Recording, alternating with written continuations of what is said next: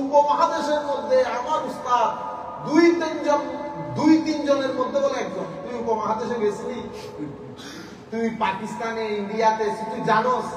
তুই বাংলাদেশের মধ্যে চট্টগ্রাম থেকে বা সিলেটে যিনি আছেন, সিলেট থেকে বের হয়েছেন, আপনি কেমনে এই কথা বলেন? আপনি কেন বলছেন? কারণ হচ্ছে মুহাদ্দিস কি, মুহাদ্দিস কেমনে হয়, কাকে বাহারুল উলুম বলে, কাকেও আপনি জানেনই না। বস মাইক আছে, আমার ভিডিও 2-4 জনে দেখে বিসমিল্লাহ করে, ট্যাক্স তো নাই এখানে, যা বলবেন কোনো অসুবিধা, দপাকর কারণে ওয়ালাবি লোক নাই, আপনি যেটাই বলতেন সেটাই। আর আমাদের আগের যুগ কি, আমাদের যুগের কথা বলি, আজ থেকে ধরেন আমাদের সমস্ত আসাতিজা ইকরাম ইন্তেকাল করেছেন গত 5-7 বছর আগে। তাইলে আমি যদি 10 বছর আগে চলে যাই, যেমন আমাদের এখানে একজন আলেম ছিলেন উবাইদুল হক নামি সাহেব, শেরে মিল্লাত উবাইদ, শেরে মিল্লাত বলতো লোক। জিনিসটা আসলে শেরে মিল্লাত কেন জানেন? এই স্টেজে বসা থাকলে বড় বড় আলেম ওয়াজ করতে পারতেন। আর যদি কোনো কারণে উল্টা সিধা কিছু একটা বলছেন অথবা জবর জের ঠিক মতো দিতে পারেন নাই, তাহলে তো জায়গার মধ্যে খাইছে আপনারা। এই করে ওয়াজ করতে গেছে, এই 3 টাকার মৌলবি তোরে ওয়াজ করতে কি বলছে, কিতাব পত্র দেখোস নাই, ক্লাস করোস নাই, এই স্টেজের মধ্যে আপনি আর ওয়াজ করা নিয়ে আসতেছে। আমরা নিজের চোখে যেটা দেখতেছি, যে দেখেছি ইমাম আহলে সুন্নাত আল্লামা নুরুল ইসলাম হাশিমি কিবলা সাহেব, কিবলা নুরুল ইসলাম হাশিমি সাহেব হুজুর, ওনারা বাইতুল মুকাররমের প্রথম খতিব, যাকে মুহাদ্দিস কুল শিরোমণি বলে, আল্লামা ইমাম আমিনুল ইহসান রাদিয়াল্লাহু তাআলা আনহুর ছাত্র, ইমাম কাশগরীর ছাত্র। তাহলে বহুত পুরানো না? উনি আল্লামা নুরুল ইসলাম হাশিমি সাহেব হুজুর ইন্তেকাল করেছেন আজ থেকে ধরেন 5-7 বছর আগে, 5 বছর আগে, 5 বছরও হয়নি, 5 বছর ধরেন। তো যখন ইন্তেকাল করতেছেন তখন he is more than 100 years old. তাহলে 100 বছর দেখলে পুরা একটা মানে মনের জন্য একটা লাইট জ্বলতেছে আর কি। আচ্ছা, এদের আজীব বিষয় হচ্ছে এরা জীবন শেষ মুহূর্ত পর্যন্ত আল্লাহ রাসূলের সুন্নতের খেলাফ হয় এমন একটা কাজও করেন। এইরকম ডান পাশ হইতে হইতে এখানে গা হয়ে যাচ্ছে, তবুও তো সুরা ডান পাশ বাম পাশ কখনো হয় না। আমরা আচ্ছা, তখন আমরা যখন ওদের সাথে আমাদের নিজেদের জীবনকে কম্পেয়ার করি তখন লজ্জা আসে। আপনারা মৌলবি বলেন যে লজ্জা আসে, তখন আমাদের জীবনে তো কোনো সুন্নত নাই, সুন্নতের কোনো পাইরবি নাই, কোনো আদাব নাই, কোনো কিছু। ওদের সাথে তুলনা করলে তো নিজেদেরকে বড় হাকির মনে হয়, কিছুই করলাম না। আল্লামা নুরুল ইসলাম হাশমি রাহমাতুল্লাহ আলাইহি স্টেজের মধ্যে বসা থাকতেন, পুরা বাংলাদেশে ওনার শেরে মিল্লাত, ওনার ছাত্র আল্লামা আজিজুল হক আল কাদরি, এগুলো এক একজন ইমামের দরজা রাখেন, ওনার ছাত্র। খুব সুন্দর লাগতো কি জানেন, ওনার বিশ্ববিখ্যাত ছাত্র আল্লামা আজিজুল হক আল কাদরি, আল্লামা শেরে মিল্লাত উবাইদুল হক নাইমি, আল্লামা নুরুল মুনওয়ার, এগুলা হচ্ছে আমলান এলমান আখলাকান, এগুলা সিতারা বলা যায়, এগুলার কোনো ঝুরি নাই। ইনারা যখন বসে হুজুরের পা ধরে বসে থাকতেন, এই সিনারি দেখার মতো এই 3-4 জন পুরো টপ ক্লাসের উলামা, টপ ক্লাসের উলামা, ওনারা হুজুরের পা ধরে বসে থাকতেন। এই আল্লামা নুরুল ইসলাম হাশমি রাহমাতুল্লাহ আলাইহিকে দেখছি এইভাবে, আমরা নামাজের যেভাবে বসি সেভাবে বসা থাকতেন। রবিউল আউয়াল শরীফের 12 দিন ব্যাপী মাহফিল, হুজুর মাঝখানে বসা, লাইটের মতো জ্বলতেছে, আর এক ভদ্রলোক যিনি ওয়াজ করতেছেন উনি হয়তো কোনো মাদ্রাসার মুহাদ্দিস সত্যিকার অর্থে অথবা প্রিন্সিপাল, ওই এক কোণার মধ্যে এমনি কোন রকম জড়সড় হয়ে ওয়াজ করতেছে। হাই রে, মুখ দিয়ে আওয়াজ বের হইতেছে না, এত বড় বড় আলেম, উবাইদুল হক নাইমি সাহেব হুজুরের মতো আলেম ওয়াজ করতেছেন, যার সামনে মানুষ ওয়াজ করতে পারে না। উনি একবার হাদিস শরীফ বলতে গিয়ে সংখ্যায় ভুল করছেন, মানে ওখানে 1200 কতজন নাকি সাহাবী ছিলেন, হুজুর বলে দিছে আর কি। তখন এখান থেকে উবাইদুল হক নাইমির মতো আলেমকে বলেছে, উবাইদুল হক 1200 না, 1275 জন। আমার হুজুর বলছে 1275। দেখছেন এইগুলো আমি আপনাদেরকে বলতেছি 15 বছর আগের কথা। এই 15 বছরের মধ্যে আল্লাহ পাক জানে কি হয়েছে, এইরকম কেমনে আমরা নিচে চলে আসলাম। যাইতে যাইতে যাইতে এমন তো পরিস্থিতি এমন হয়েছে, আল্লাহ পাক জানে যে হালত কোথায় গিয়ে শেষ হয়। তো আমি আপনাদেরকে বলতেছি যাতে মানুষের মধ্যে একটু সচেতনতা তৈরি হয়। তো আমাদের ছেলেগুলা যখন শুনে এটা মুহাদ্দিস, তো বলে যে এরা মনে করে কি মুহাদ্দিস মানে আগের মুহাদ্দিস এমন ছিল বোধহয়। না না, আগের মুহাদ্দিস ছিল, এখনকার যেগুলো মুহাদ্দিস আমরা আমাদের মতো হয়ে গেছি। আল্লাহ আমাদের হামিয়ে নাসির হোক। হাদিসের বিখ্যাত 6টা গ্রন্থ পড়েছেন। আমরা যদি বাংলাদেশে এমন আলেম খুঁজি, আপনি ক্রসফাইট দিয়ে বুঝতে হবে একটা বিষয় হচ্ছে পড়া, আরেকটা বিষয় হচ্ছে পড়ে স্মরণ রাখা, আরেকটা বিষয় হচ্ছে পড়ে বুঝা, আরেকটা বিষয় হচ্ছে পড়ে ওখান থেকে শরীয়তের মাসআলা বুঝার মতো সক্ষমতা। এখানে এক ধাপ না, তাইলে আমরা গত পর্বে আলেমদের ধাপ করেছি। ধাপ মানে কত স্টেজের আলেম আছে, 7 স্টেজের ফকি আছে। আমাদের অবস্থান কোথাও নেই, 7 স্টেজের কোথাও আমরা করি না। তাইলে প্রথম স্টেজ আপনাদেরকে বলেছিলাম, এদেরকে বলা হয় এরা মুজতাহিদ। মুজতাহিদ মানে গবেষক। তো ইনারা কি করেন? ইনারা কোরআন এবং সুন্নাহ থেকে গবেষণা করে শরীয়ত বুঝতে পারেন। তো এই জন্য বলা হয় মুজতাহিদ ফি শরিয়া। মুজতাহিদ ফি শরিয়া দ্বারা হয় আমাদের 4 জন ইমামকে, ইমাম আযম আবু হানিফা, ইমাম মালিক, ইমাম শাফিঈ, ইমাম আহমদ ইবনে হাম্বল। এটা সিকোয়েন্স। ইমাম আযম আবু হানিফা টপ সিনিয়র, এরপর ইমাম মালিক, এরপর ইমাম শাফিঈ, এরপর ইমাম আহমদ ইবনে হাম্বল।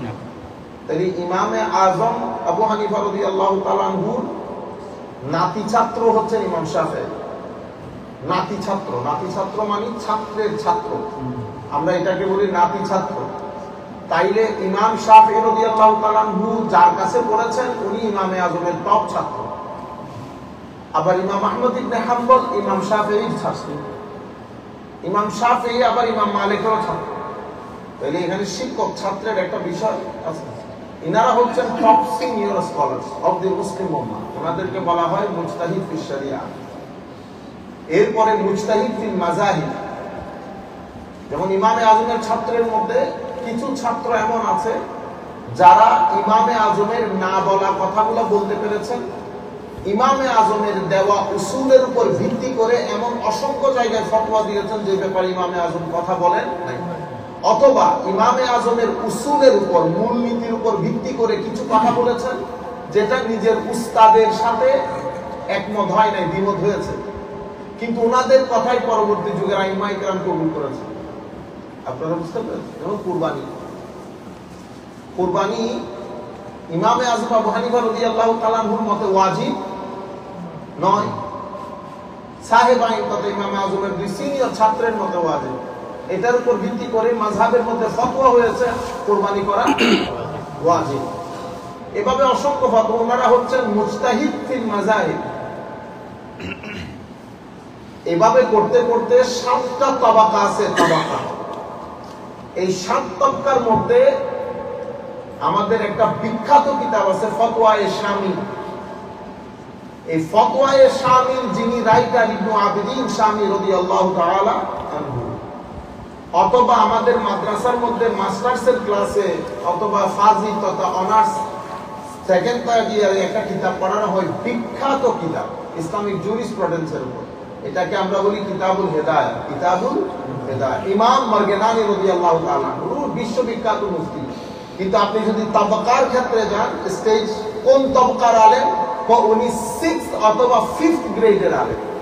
মানে এত বড় একজন বিখ্যাত মুফতি যার কিতাব বর্তমানে, যার কিতাব না পড়লে কে ফকি হয় না।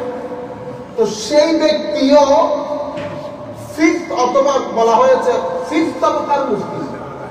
কেউ বলেছেন 6, কেউ বলেছেন 5th তবকার মুফতি। আবার চিন্তা করে দেখেন, আমরা যারা বর্তমান পর্যায়ে টেবিল সাপ্লাই শেষ করে ফেলতেছি, আমাদের অবস্থান কোথায়? আমি যদি আমার অবস্থান বলি, তো আমার অবস্থান ছাগলের 3 নম্বর বাচ্চার মধ্যেও পড়ে না। কারণ এগুলো অনেক বড় জিনিস, এগুলোকে আমরা ছোট করে ফেলছি। প্রত্যেকে যার যার নামের আগে মুফতি লাগাই লাগে। ব্যান করে দেওয়া দরকার বাংলাদেশের মধ্যে বা পৃথিবীতে। ব্যান পৃথিবীতে কোনো জায়গায়, আপনি আরব বিশ্বের মধ্যে যদি যান, তো মুফতি বলা হয় শুধু একজন, যিনি সরকারিভাবে মুফতি, ওনাকে মুফতি বলা হয়। এটা তো কোয়াইট ন্যাচারাল, কোয়াইট আন্ডারস্ট্যান্ডেবল। আপনি যখন ম্যাথ পড়াবেন স্কুল ইউনিভার্সিটির মধ্যে, ম্যাথস পড়াচ্ছেন, ইউ আর নট ম্যাথমেটিশিয়ান। আপনি ফিলোসফি পড়াচ্ছেন, you are not philosopher, you are teacher of philosophy. কিন্তু আনফরচুনেটলি আমাদের ওখানে যিনি ফিকা পড়ান, he should be teacher of faith, but instead of being teacher of ফিক হি বিকেম মুফতি। দেখছেন এই অবস্থা? তো আপনি যদি মুফতি হন, তো যিনি ফিলোসফি পড়ান ওনাকে তো ফিলোসফার বলতে হবে। বুঝতে পেরেছেন? যিনি কেমিস্ট্রি পড়ান, এবার ওনাকে কি বলবেন চিন্তা করে দেখেন। পরিস্থিতি এত নিচে নেমে গেছে, এমন এমন মুফতি আছে এবং এটার পার্সেন্টেজ মোর দেন 80%, মোর দেন 80%। এমন এমন মুফতি আছে যারা ফিকহ ফতোয়ার সি গ্রেডের কিতাবও পড়েন। আচ্ছা, উলামা ইকরামের জন্য আমাদের খুবই গুরুত্বপূর্ণ বিষয়। আমাদের কিতাব 3 ধরনের। যে কোনো সাবজেক্টের মধ্যে কিতাব কয় ধরনের? 3 ধরনের। প্রথম ধরনের কিতাবকে আমরা বলি কিতাব আসাসি, ফাউন্ডেশনাল বুক। যে বইগুলো লিখেছেন প্রথম যুগে উলামা ইকরাম, যাদের মাধ্যমে পরবর্তী যুগের উলামা ইকরাম কিতাব লিখতে সক্ষম হয়েছে। যারা যদি কিতাব না লিখতেন, পরবর্তী যুগের লোকজন এসে অন্ধকার হইত, তারা কিতাব লিখতে পারতেন না। এগুলাকে বলে কিতাব আসাসি। এরপরে সেকেন্ড গ্রেডের কিতাব, এগুলাকে বলা হয় কিতাব মারজাই। যে কিতাবগুলোর উপর ভিত্তি করে, এগুলো হচ্ছে আমাদের রেফারেন্স বুক, আমরা মারজা হিসেবে ব্যবহার করি। থার্ড গ্রেডের কিতাব হচ্ছে কিতাব দেরাসি, যেগুলা কলেজ ইউনিভার্সিটিতে পড়ানো হয়। তাইলে কিতাব যেগুলা আসাসি আমাদের ফিকহের মধ্যে, ফর এক্সাম্পল কিতাবুল মাকসুদ, এগুলাকে বলা হয় আসাস, মূল, ফাউন্ডেশন। এখন আমরা যারা বর্তমান যুগে আছি এবং মুফতি, ম্যাক্সিমাম লোক আসাসি কিতাব দেখি নাই, আসাসি যে কিতাব দেখি নাই, মারজাই কিতাব কখনো খুলে পড়িও নাই। আমরা কোনগুলা পড়ছি? থার্ড গ্রেডের, যেগুলা কলেজ ইউনিভার্সিটিতে পড়ানো হয়, যেগুলাকে আমরা বলি কিতাব দেরাসি। আপনারা বুঝতে পেরেছেন? তো আমাদের, আমি আপনাদের মাধ্যমে আমি এই সব জায়গায় মানুষগুলাকে জানাচ্ছি একটু সচেতনতা তৈরি করার জন্য। কারণ আমরা মানুষকে ধোঁকার মধ্যে ফেলে দিচ্ছি। মুহাদ্দিস, তারপরে গতকালকে একজনের কথা শুনতেছি, উপমহাদেশের মধ্যে আমার উস্তাদ দুই তিনজনের মধ্যে বলে একজন। তুই উপমহাদেশে গেছিলি, তুই পাকিস্তানে, ইন্ডিয়াতে, তুই জানোস? তুই বাংলাদেশের মধ্যে চট্টগ্রাম থেকে বা সিলেটে যিনি আছেন, সিলেট থেকে বের হয়েছে, আপনি কেমনে এই কথা বলেন? আপনি কেন বলছেন? কারণ হচ্ছে মুহাদ্দিস কি, মুহাদ্দিস কেমনে হয়, কাকে বাহারুল উলুম বলে, কাকেও আপনি জানেনই না। বস মাইক আছে, আমার ভিডিও 2-4 জনে দেখে বিসমিল্লাহ করে, ট্যাক্স তো নাই এখানে, যা বলবেন কোনো অসুবিধা, দপাকর কারণে ওয়ালাবি লোক নাই, আপনি যেটাই বলতেন সেটাই। আর আমাদের আগের যুগ কি, আমাদের যুগের কথা বলি, আজ থেকে ধরেন আমাদের সমস্ত আসাতিজা কেরাম ইন্তেকাল করেছেন গত 5-7 বছর আগে। তাইলে আমি যদি 10 বছর আগে চলে যাই, যেমন আমাদের এখানে একজন আলেম ছিলেন ওবাইদুল হক নাইম সাহেব, শেরে মিল্লাত ভাই, শেরে মিল্লাত বলতো লোক। জিনিসটা আসলে শেরে মিল্লাত। কেন জানেন? এই স্টেজে বসা থাকলে বড় বড় আলেম ওয়াজ করতে পারতেন। আর যদি কোনো কারণে উল্টা সিধা কিছু একটা বলছেন অথবা জবর জেদ ঠিক মতো দিতে পারেন নাই, তাহলে তো জায়গার মধ্যে খাইছে আপনারা। এই করে ওয়াজ করতে গিয়ে বলছে, এই 3 টাকার মৌলবি তোরে ওয়াজ করতে কি বলছে, কিতাব পত্র দেখোস না, ক্লাস করোস না। এই স্টেজের মধ্যে আপনি আর ওয়াজ করা নিয়ে আসতেছে। আমরা নিজের চোখে যেটা দেখতেছি, যে দেখেছি ইমামে আহলে সুন্নাত আল্লামা নুরুল ইসলাম হাশিমি কেবলা সাহেব, নুরুল ইসলাম হাশিমি সাহেব হুজুর, ওনারা বাইতুল মুকাররমের প্রথম খতিব, যাকে মুহাদ্দিসুল শিরোমণি বলে, আল্লামা ইমাম আমিনুল ইহসান রাদিয়াল্লাহু তাআলা আনহুর ছাত্র, ইমাম কাশগরীর ছাত্র। তাহলে বহুত পুরানো না? উনি আল্লামা নুরুল ইসলাম হাশিমি সাহেব হুজুর ইন্তেকাল করেছেন আজ থেকে ধরেন 5-7 বছর আগে, 5 বছর আগে, 5 বছরও হয়নি, 5 বছর ধরেন। তো যখন ইন্তেকাল করতেছেন তখন he is more than 100 years old. তাহলে 100 বছর দেখলে পুরো একটা মানে মনের জন্য একটা লাইট জ্বলতেছে আর কি। আচ্ছা, এদের আজীব বিষয় হচ্ছে এরা জীবন শেষ মুহূর্ত পর্যন্ত আল্লাহ রাসূলের সুন্নতের খেলাফ হয় এমন একটা কাজও করেন। এইরকম ডান পাশ হইতে হইতে এখানে গা হয়ে যাচ্ছে, তবুও তো শুধু ডান পাশ নেই, বাম পাশ কখনো হয় না। আমরা আচ্ছা, তখন আমরা যখন ওদের সাথে আমাদের নিজেদের জীবনকে কম্পেয়ার করি, তখন লজ্জা আসে। আপনারা মৌলবী বলেন যে লজ্জা আসে, তখন আমাদের জীবনে তো কোনো সুন্নত নাই, সুন্নতের কোনো পায়রবি নাই, কোনো আদাব নাই, কোনো কিছু। ওদের সাথে তুলনা করলে তো নিজেদেরকে বড় হাকির মনে হয়, কিছুই করলাম না। আল্লামা নুরুল ইসলাম হাশমি রাহমাতুল্লাহ আলাইহি স্টেজের মধ্যে বসা থাকতেন। পুরা বাংলাদেশে ওনার শেরে মিল্লাত, ওনার ছাত্র আল্লামা আজিজুল হক আল কাদরি, এক একজন ইমামের দরজা রাখেন, ওনার ছাত্র। খুব সুন্দর লাগতো কি জানেন, ওনার বিশ্ববিখ্যাত ছাত্র আল্লামা আজলক আল কাদরি, আল্লামা শেরবিল্লাহ জুবাইদুল হক নাইমি, আল্লামা নুরুল মুনওয়ার, এগুলা হচ্ছে আমলান এলমান আখলাকান, এগুলা সিতারা বলা যায়, এগুলার কোনো ঝুরি নাই। ইনারা যখন বসে হুজুরের পা ধরে বসে থাকতেন, এই সিনারি দেখার মতো, এই ৩-৪ জন পুরো টপ ক্লাসের উলামা, টপ ক্লাসের উলামা, ওনারা হুজুরের পা ধরে বসে থাকতেন। এই আল্লামা নুরুল ইসলাম হাশমি রাহমাতুল্লাহ আলাইহি দেখছি এইভাবে আমরা নামাজের যেভাবে বসি সেভাবে বসা থাকতেন। রবিউল আউয়াল শরীফের 12 দিন ব্যাপী মাহফিল, হুজুর মাঝখানে বসা, লাইটের মতো জ্বলতেছে, আর এক ভদ্রলোক যিনি ওয়াজ করতেছেন উনি হয়তো কোনো মাদ্রাসার মুহাদ্দিস সত্যিকার অর্থে অথবা প্রিন্সিপাল, ওই এক কোণার মধ্যে এমনি কোন রকম জড়সড় হয়ে ওয়াজ করতেছে। হাই রে, মুখ দিয়ে আওয়াজ বের হইতেছে না, এত বড় বড় আলেম, উবাইদুল হক নইমি সাহেব হুজুরের মতো আলেম ওয়াজ করতেছেন, যার সামনে মানুষ ওয়াজ করতে পারে না। উনি একবার হাদিস শরীফ বলতে গিয়ে সংখ্যায় ভুল করছেন, মানে ওখানে 1200 কতজন নাকি সাহাবী ছিলেন, হুজুর বলে দিছে আর কি। তখন এখান থেকে উবাইদুল হক নইমির মতো আলেমকে বলে যে উবাইদুল হক 1200 না 1275 জন। আমার হুজুর বলছে 1275। দেখছেন নি অবস্থা? এইগুলো আমি আপনাদেরকে বলতেছি 15 বছর আগের কথা। এই 15 বছরের মধ্যে আল্লাহ পাক জানে কি হয়েছে, এইরকম কেমনে আমরা নিচে চলে আসলাম। যাইতে যাইতে যাইতে এখন তো পরিস্থিতি এমন হয়েছে, আল্লাহ পাক জানে যে হালত কোথায় গিয়ে শেষ হয়। তো আমি আপনাদেরকে বলতেছি যাতে মানুষের মধ্যে একটু সচেতনতা তৈরি হয়। তো আমাদের ছেলেগুলা যখন শুনে এটা মুহাদ্দিস, তো বলে যে ওনারা এরা মনে করে কি মুহাদ্দিস মানে আগের মুহাদ্দিসও এমন ছিল বোধহয়। না না, আগের মুহাদ্দিস ছিল, এখনকার যেগুলো মুহাদ্দিস যে আমরা আমাদের মতো হয়ে গেছি। আল্লাহ আমাদের হামিয়ে নাসির হোক। তাইলে 7 তবকার মুফতি, 7 স্টেজ, এই 7 তবকার মুফতির মধ্যে 6ষ্ঠ বা 5ম তবকার মুফতি হচ্ছে ইমাম মারগানানী। তাইলে ইমাম মারগানানীর অবস্থা যদি 5th অথবা 6th হয়, তো বর্তমান যুগে আমরা যাদেরকে মুফতি বলি তাদের অবস্থান আছে কোথাও এখানে। এই ক্যাটাগরির আলেম ছিলেন যারা মাসআলা ডিরাইভ করতে পারতেন। আচ্ছা দেখেন এখন, তাইলে কোরআন শরীফ আমাদের প্রথম সোর্স, কোরআন শরীফ, এরপরে হাদিস শরীফ। তাহলে হাদিস শরীফের মধ্যে কয়টা অবস্থান চলে? একটা হচ্ছে পড়া, একটা হচ্ছে পড়ে মনে রাখা, আরেকটা হচ্ছে শুধু 6 কিতাব না, তো এখানে অসংখ্য হাদিসের কিতাব আছে, প্রত্যেক হাদিস সম্পর্কে আপনার পরিপূর্ণ ধারণা থাকা, এর পরবর্তীতে এগুলার অর্থ বোঝা, এর পরবর্তীতে মাসআলা ডিরাইভ করার মতো সক্ষমতা থাকা, এর পরবর্তীতে আপনি জিনিসগুলোকে অর্গানাইজ করা, কোনটাকে ফরজ বলবেন, কোনটাকে ওয়াজিব বলবেন, এই অতগুলা জিনিস আমাদের পক্ষে সম্ভব সুন্নতের মধ্যে গিয়ে ফাইন্ড আউট করা সম্ভব না। সেই কারণে আমার আল্লাহ কিছু আলেম বানিয়েছেন যারা এটা সক্ষমতা রাখেন। ওনারা কি করেছেন? ওনারা ওখান থেকে বের করে মাসআলাগুলো লিপিবদ্ধ করেছেন। এটাকে আমরা ফিকহ কিতাব বলি। তো আপনি যখন আমাকে জিজ্ঞেস করেন হুজুর এই ঘটনাটা ঘটলে নামাজ ভাঙবে কিনা, তখন আমি কি করি? কোরআনেও যাই না, সুন্নতেও যাই না, কারণ কোরআন সুন্নাহ আমাকে এখানে কোনো সাহায্য করবে না, আমি সেই ক্যাটাগরির আলেম না। তো আমি কি করি? ফিকহ কিতাবের মধ্যে গিয়ে দেখি হুজুর কি বলছেন এখানে, ওইটা আপনাদেরকে জানি। এখন আমার ভাই বলতেছে না এটা বললে হবে না, হুজুর কোরআন হাদিস থেকে বলতে হবে। কোরআন হাদিস থেকে আপনাকে কে বলবে? কোরআন হাদিস থেকে আপনাকে কে বলবে? আমার পক্ষে তো বলা সম্ভব না। আমি যখন বলতেছি আমার পক্ষে বলা সম্ভব না, তাহলে বাংলা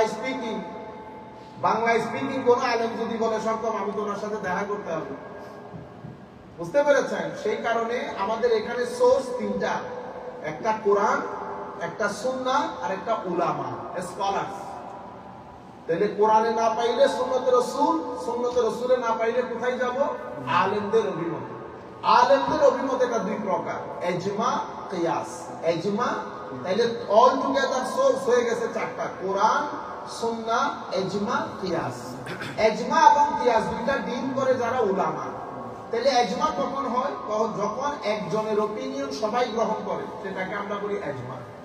মানে উনি মতামতটা দিয়েছেন, সমস্ত স্কলার এটাকে গ্রহণ করেছে, এটাকে আমরা বলি কনসেনসাস অফ দি মুসলিম উম্মাহ, ইজমা হয়ে গেছে। কিয়াস কোনটা? উনি বলেছেন কিন্তু সবাই গ্রহণ করেন না, মতামত হয়ে গেছে, কেউ বলেছেন আমি এগ্রি না, কেউ বলে, তো এটা কিয়াস, ইন্ডিভিজুয়াল অপিনিয়ন। ইজমা কোনটা হয়ে গেছে? এটা হায়ার স্ট্যাটাস পেয়ে গেছে যখন সবাই এটা গ্রহণ করেছে। এই জন্য আমরা সোর্স বলি কয়টা? 4টা। অরিজিনালি সোর্স কয়টা? 3টা, কোরআন, সুন্নাহ এবং উলামা। তাইলে কোরআন সুন্নাহ যেটা, এটা খুব গুরুত্বপূর্ণ। আপনারা এটাও যদি আজকে আমি আপনাদেরকে বুঝাইতে পারি তাহলে আজকে সফল। কোরআন সুন্নাহ হচ্ছে আমাদের প্রাইমারি সোর্স। প্রাইমারি সোর্স আমরা যারা রিসার্চের সাথে জড়িত আমরা এভাবেই করি। আমাদের এখানে প্রাইমারি সোর্স, সেকেন্ডারি সোর্স। কোরআন এবং সুন্নাহ আমাদের প্রাইমারি সোর্স, মূল। কোনো পরিবর্তন হবে না, কোনো পরিবর্তন হবে না, কোনো সংশোধন হবে না, কোনো বিয়োজন হবে না, কোনো সংশোধন আনতে পারবেন না। এভার লাস্টিং, নেভার চেঞ্জ, সব সময় এক ধরনের কোরআন এবং সুন্নাহ। এটা প্রাইমারি সোর্স। ইজমা এবং কিয়াস, it can be changed, it can be altered. এটা সংযোজন হইতে পারে, বিয়োজন হইতে পারে, সংশোধন হইতে পারে। এটা কোন সময় পরিবর্তন হইতে পারে, কোন সময় পরিবর্ধন হইতে পারে। কোরআন সুন্নাহ হবে না, ওপিনিয়ন হবে। এটা কার ওপিনিয়ন? উলামার ওপিনিয়ন। তাইলে এটা প্রাইমারি সোর্স, কোরআন এবং সুন্নাহ একসাথে যাবে। আর ইজমা কিয়াস মানে উলামা। উলামা এটা কোরআন সুন্নাহর মতো অপরিবর্তনীয় না, এটা পরিবর্তনীয়। এটা সংযোজন বিয়োজন সবকিছু হইতে পারে। এই কারণে এই দুইটা সোর্সের কারণে আমাদের দ্বীনে ইসলাম কখনো পুরাতন হয়ে যায় না। নতুবা 2 বছর আগের মোবাইল এখন চলে না, কিন্তু 1400 বছরের আগের দিন এখনো পর্যন্ত সতেজ, তাজা। কিভাবে? কোরআন এবং সুন্নাহ এটা তো অপরিবর্তনীয়। It's a big question. আমাদের অনেক ভাই, অনেক আমাদের যারা এই দুজনের সাথে জড়িত, তো ওনারা এই প্রশ্নগুলো করেন যে 1400 বছর পুরানো একটা দিন আপনি এই মডার্ন সোসাইটিতে এটাকে খাপ খাওয়াবেন কেন? যেখানে 3-4 বছর পুরানো মোবাইল এই মডার্ন যুগের মধ্যে এসে খাপ খায় না, সেখানে 1400 বছরের পুরানো দিন আপনি এই সোসাইটির মধ্যে খাপ খাওয়াবেন কেন? তো খাপ কিভাবে খাওয়াবেন? কোরআন সুন্নাহ তো অপরিবর্তনীয়। খাপ খাওয়াবেন কিভাবে? উলামা দিয়ে, ইজমা এবং কিয়াস দিয়ে। কিরকম? এটা সামনের দিকে যাবে যাবে যাবে, যে জায়গায় স্টার্ট হয়ে যাবে মডার্ন দুনিয়া, সেই জায়গায় আমার কোরআন সুন্নাহর পেছনে 3 ক্যাটাগরির আলেম দাঁড়িয়ে যাবে। যদি এটা শরীয়তের সমস্যা হয়, ব্যাংক ফর এক্সাম্পল, ফাইন্যান্স, ঠিক আছে, তো এখন আপনি বলতেছেন হুজুর একটু কিছু বলেন না। আমি বলবো ভাই আমি পারবো না, আমি বক্তা। আরেকজনের কাছে গেছেন, ও বলবো হুজুর আমি খতিব, এটা আমার দায়িত্ব না, আমি জায়েজ না জায়েজ কেমনে বলবো? আপনি 14,000 আলেমকে বলেন, কেউ বলবে আমি এই সাবজেক্টের, কেউ বলবে আমি পারবো না। কিন্তু প্রত্যেক যুগে আমার নবীর উম্মতের 4-5 জন রেজাল যারা আমাদের জন্য ব্লেসিংস, তারা থাকেন। তাদেরকে আমরা ইমাম বলি। সেটা কখনো মিশরে হবে, সেটা কখনো ইয়েমেনে হবে, হবে আপনার নবীর উম্মতের মধ্যে। উনি আসবেন, উনি জিজ্ঞেস করবেন বেটা সমস্যা কি? হুজুর এখন ফাইন্যান্স, ব্যাংকিং এই অবস্থার মধ্যে রেবা আমরা আইডেন্টিফাই কেমনে করবো? তখন উনি এটার উপর একটা রিসার্চ দেবেন আপনাকে, ইজতিহাদ। বুঝতে পেরেছেন? আগামী 100 বছর পর্যন্ত আপনাকে সেভ করে দেবে আরেকজন মুস্তাহিদ আসা পর্যন্ত। তাইলে কোরআন হাদিস স্টার্ট হয়ে গেছে, পিছনে ধাক্কা মারছেন যিনি, ওইটা আমার নবীর ওয়ারিস। আল উলামা ওয়ারাসাতুল আম্বিয়া। উনি ফতোয়া দিয়ে গেছেন, উনি তো চলে গেছেন, উনি তার ঘরে ঘরে পৌঁছাইতে পারেন নাই। আমাদের মতো 2-4 জন ছোট লোক দাঁড়িয়েছেন, ওনাদের কাজ হলো এই ফতোয়া ঘরে ঘরে পৌঁছিয়ে দেওয়া। তো উনি হচ্ছেন গাছ, আমরা হচ্ছে ওই গাছের শাখা অথবা মালি, পানি ঢালি। কারণ উনি আপনার পর্যন্ত পৌঁছাইতে পারে নাই, আমি আমার ভাষায় আপনাদের পর্যন্ত পৌঁছিয়েছি, পাকিস্তানি বা উর্দু ভাষায় ওনাদের মধ্যে পৌঁছিয়েছে। মূল ফতোয়া এক জায়গা থেকে আসছে। বুঝতে পেরেছেন? আচ্ছা, অথবা ফতোয়াটা হয়েছে হাদিস সংশ্লিষ্ট, কোনটা গ্রহণ করব কোনটা বলবো, বুখারী শরীফের মধ্যে পরিবর্তন চলে আসে। আমার নবীর উম্মতের মুহাদ্দিস দাঁড়িয়ে গেছে, ওয়েট কি ঘটনা আসেন দেন। উনি এটার উপর গবেষণা করে 5-10 বছরে আপনাকে পুরো 100 বছরের জন্য নিরাপত্তা দিয়ে দিয়েছে। বুঝতে পেরেছেন? এরা হচ্ছে উলামা। এই জন্য আমার নবী বলেছেন আল উলামা ওয়ারাসাতুল আম্বিয়া, এরা আমার নবীর ওয়ারিস। কোরআন হাদিস স্টার্ট হয়ে গেছে, সময়ের মধ্যে ওনারা এসে মাঝখান থেকে জঞ্জাল পরিবর্তন করে কোরআন হাদিসের পানি সামনের দিকে অগ্রসর করতে সহযোগিতা করে দিয়েছে। তো এই আলেমগুলা 2 ধরনের হয় মেইন। এই আলেমগুলা সাধারণত 2 ধরনের। একজনকে আমরা বলি ট্রেডিশনাল, মানে স্কলার্স অফ ট্রেডিশন। আরেক ধরনের উলামা থাকে স্কলার্স অফ ওপিনিয়ন, ইনারা মতামত দেন, এদেরকে আমরা মুফতি বলি। তাইলে আপনার এরা উলামা, এদের কারণে কোরআন এবং সুন্নাহ কোথাও স্টাক হয় না, কখনো পুরাতন হয় না। যখনই কোরআন সুন্নাহর উপরে কোনো চ্যালেঞ্জ আসবে, যেমন আপনি এখন চাইতেছেন যে আগের যুগে তো স্টোনিং করে মারা হতো, তো এখন তো মডার্ন যুগ, এই মডার্ন যুগে আমরা বারবারিক সেই সময়কালের ওই বিষয়টা এখন আমরা অ্যাপ্লাই করব কিনা আপনারা বুঝতে পেরেছেন? যখন স্টোনিং করে মারা হচ্ছে তখন যুগ ছিল বারবারিক, বর্বর যুগ। সেই বর্বর যুগের ওই পানিশমেন্টের যেই ধরন, সেই ধরনটা আধুনিক যুগের এই সিভিলাইজ সমাজের মধ্যে আমরা অ্যাপ্লাই করবো কিনা আপনারা বুঝতে পেরেছেন?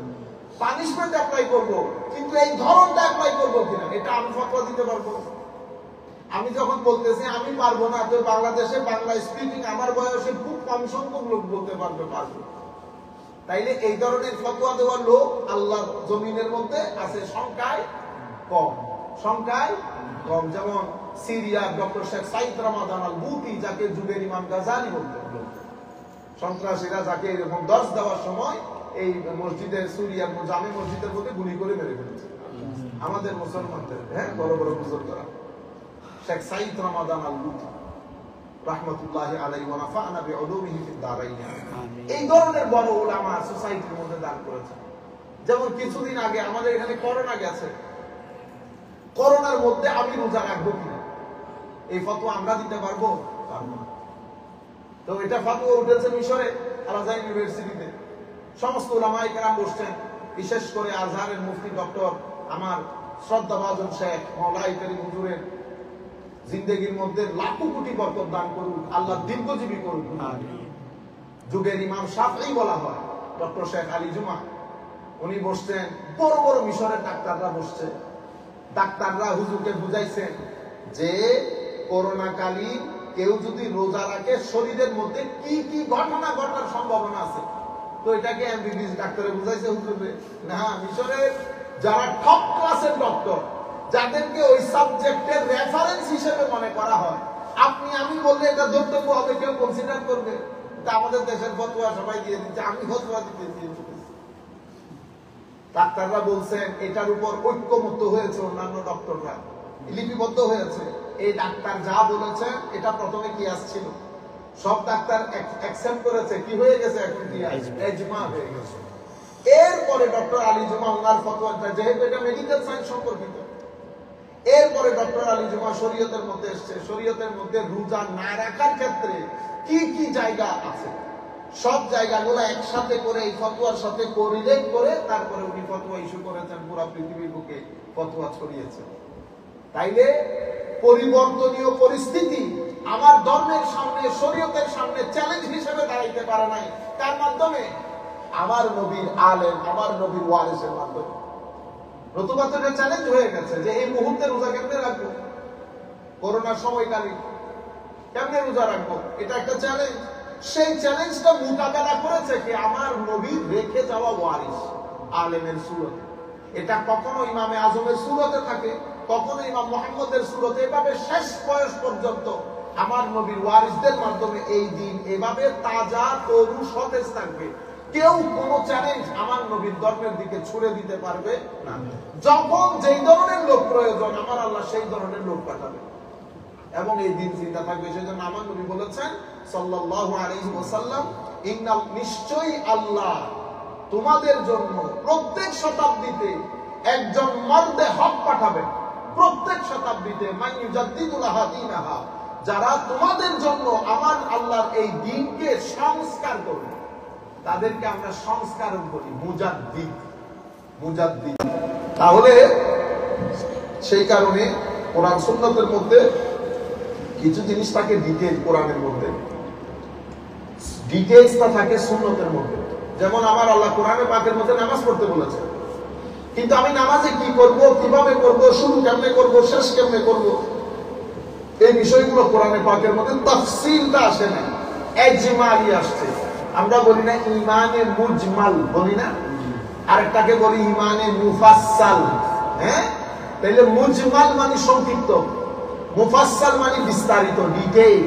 তাইলে কোরআনে পাকের মধ্যে কিছু জিনিস আছে ইজমালি, ব্রিফ। আপনি বুঝতে পারবেন না কি বলতে চেয়েছেন। এটাকে ব্রিফ, এই ব্রিফটাকে ডিটেইল বলে হাদিসে পাকের মধ্যে।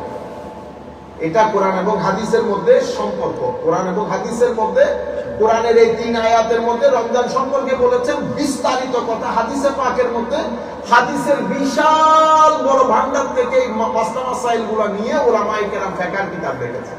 কিন্তু বর্তমান শতাব্দীতে এসে আমাদের একটা সলফি মুভমেন্ট আছে মুসলমান উম্মতের মধ্যে, ওনারা এই ফিকহের কিতাব চান না, এগুলো তুলে সমুদ্রে নিক্ষেপ করে দেন। বুঝতে পেরেছেন? মানে গত 1300 বছরের উম্মতের ডেভেলপমেন্ট, এত বড় বড় স্কলারস অফ দি মুসলিম উম্মাহ, এই সমস্ত ডেভেলপমেন্ট গুলো তুলে সমুদ্রে নিক্ষেপ করে দেয়। তো এটা যদি সমুদ্রে নিক্ষেপ করে, আমি একটা মাসালা বলি আপনাদের। এক ব্যক্তি 4 রাকাতের নামাজ, কয় রাকাত? 4 রাকাত।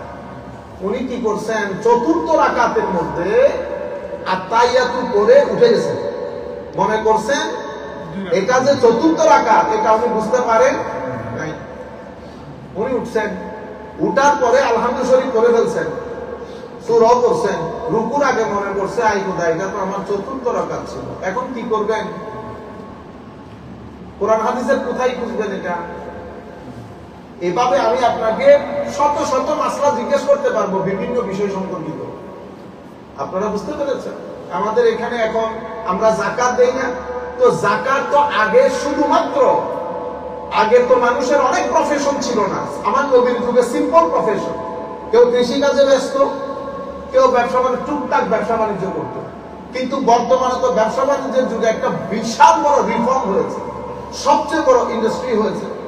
তারপর আমাদের ফার্মিং এর জগতে, ফার্মিং, কত জাতের ফার্মিং, এরপরে স্বর্ণ, কি শুধু স্বর্ণ, কত জাতের পাথর, এরপরে আপনার ইন্ডাস্ট্রির জিনিসপত্র, এরপরে সবচেয়ে বড় বিষয় হচ্ছে আপনি যে ওই যে অনলাইনে কি একটা করেন না, এটারে কি বলে, কিসের ব্যবসা? হ্যাঁ, প্রত্যেকদিন দাম বাড়ে দাম কমে, শেয়ার বিজনেস। তো শেয়ার 1-2 জাতের বিজনেস না তো। এখন আমি শেয়ার বিজনেস সম্পর্কে কিছু প্রশ্ন আছে। আপনি কোথায় খুঁজবেন? হাদিসে পাকের মধ্যে আমার নবী এটা বলে গেছেন। আপনি ফিকহের কিতাব তুলে সমুদ্রে নিক্ষেপ করুন, আপনি কোন রকমে আপনি বের করতে পারবেন না। আপনি কি করবেন জানেন? আপনি আপনার হুজুরকে কি জিজ্ঞেস করবেন, যিনি বলতেছেন কোরআন হাদিস বাদে কিচ্ছু বলবো না, উনিও জিজ্ঞেস করেন ওনার হুজুরকে, আমিও জিজ্ঞেস করি আমার হুজুরকে। বুঝতে পেরেছেন? আমার হুজুরও কিন্তু নিজ থেকে বলতে পারবেন না। আমার হুজুরের ঘরে কিতাব আছে, আমার হুজুরের ঘরে কিতাব আছে। উনি কিতাব দেখে ওখান থেকে কথা বলেছেন, মাঝখানে একটা কাজ করেছেন। আমি হুজুরের নাম বলেছি, উনি হুজুরের নাম বলেন নাই। কেন? কারণ হুজুর যে কিতাব পড়ে দিয়েছেন, ওই কিতাবের মধ্যে ওই কোন জায়গায় হাদিস উল্লেখ আছে, কোন জায়গায় কোরআনের আয়াত, কিসের উপর ভিত্তি করে ফতোয়া এসেছে, উনি তো কিতাবে বর্ণনা করেছেন। হুজুর কি করেছেন? মাঝখানে ওই কিতাবের যিনি লিখেছেন ওইটার নাম বাদ দিয়ে নিজের উপর দিয়ে চালাই দিয়েছেন। তা আপনি মনে করছেন হুজুর কোরআন সুন্নাত দিয়ে কথা বলেছেন? এতটুকুন পারা। এগুলা উম্মতের জন্য বহু বড় ফিতনা। রিসার্চ গুলো অনেক গুরুত্বপূর্ণ জিনিস, যেটা ফিকহের সুরতে আমাদের কাছে এসে পৌঁছেছে। ইভেন ওযু, আপনার পবিত্রতা, শত ধরনের জিনিস আছে। আপনি কোথায় খুঁজবেন এগুলা? আপনার কাপড়ের মধ্যে, ফর এক্সাম্পল, আপনার কাপড় অথবা আপনার ঘরের মধ্যে বিশাল বড় বিছানা, বিছানার মধ্যে নাপাকি পড়ছে, পরিষ্কার করবেন কেন? আপনার বিশাল বড় এক্সপেন্সিভ কার্পেট, ওখানের মধ্যে নাপাকি পড়ছে, এই নাপাকিটা পরিষ্কার করার, এটাকে তাহারত দেওয়া সুরত কি হবে? এগুলো উলামায়ে কেরাম কিয়াস এবং ইজমা রিসার্চ করে বের করে কোরআন হাদিস থেকে আমাদেরকে জানিয়েছেন, যেটা ফিকহের কিতাবে লিপিবদ্ধ আছে। এটা আপনি কোরআন সুন্নাহর মধ্যে সেইভাবে পাবেন না। সেইভাবে পাবেন না বলতে আমরা পাওয়ার লোক না, সেই জন্য যারা পাওয়ার লোক তারা পায়।